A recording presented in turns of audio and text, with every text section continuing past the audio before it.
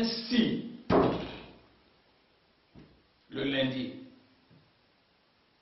7 août, nous serons intraitables.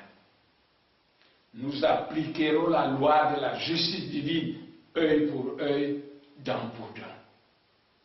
Pour éviter ça, je demande au peuple rwandais frère de donner un communiqué où il invite tous les Rwandais qui sont au Congo de rentrer au Rwanda avant le 7 août.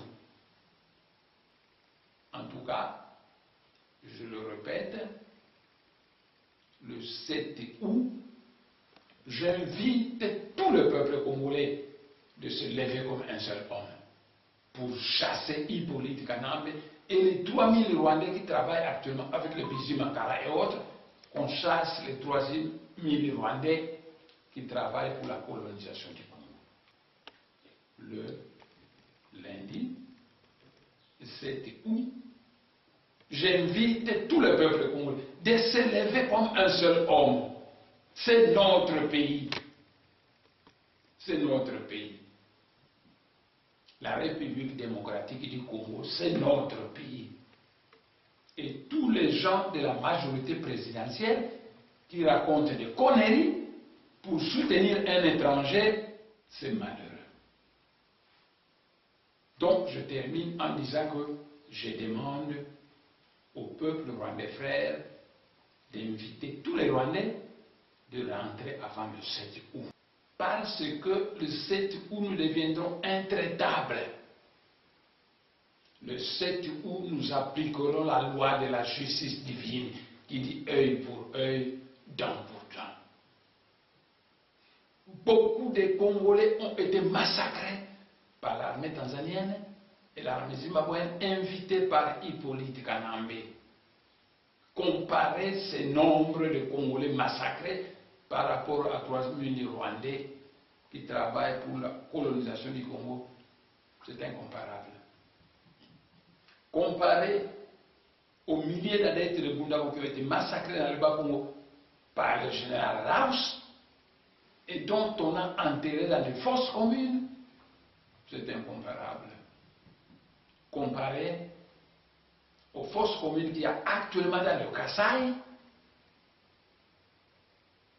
à quelques 3000 Rwandais qui sont au Congo, c'est incomparable. Nous avons beaucoup pleuré. Il y a des fosses communes partout dans la région de Kinshasa, au Kasaï et dans le Bas-Congo. J'invite le peuple frère du Rwanda de demander à ses citoyens de rentrer au Rwanda avant le lundi 7 août. Expliquer un problème pour le rendre suffisamment clair.